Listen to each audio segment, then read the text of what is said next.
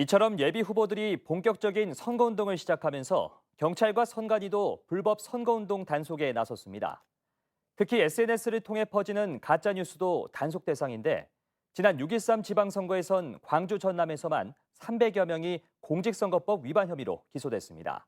보도에 고우리 기자입니다. 광주광역시의 한 공단 이사장이던 A씨. 지난해 6.13 지방선거를 앞두고 특정 후보를 지지하는 글을 페이스북에 올린 혐의로 재판에 넘겨졌습니다. 대법원은 다수가 접속하는 SNS에 글을 올리거나 공유하는 것도 선거운동으로 볼 수 있다며 A씨에게 벌금 200만 원을 선고했습니다.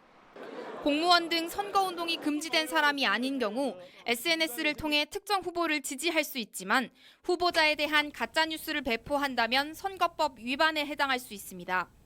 또 대가를 지급하고 온라인상 홍보를 맡기는 이른바 바이럴 마케팅도 단속 대상입니다.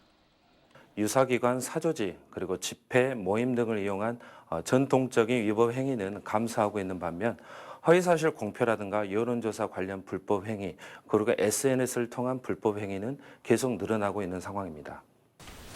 예비 후보 등록이 시작되면서 경찰과 검찰, 선관위도 본격적으로 불법 선거운동 단속에 나섰습니다. 특히 가짜뉴스 유포 등 SNS를 통한 새로운 방식의 불법 선거운동을 집중적으로 들여다본다는 계획입니다.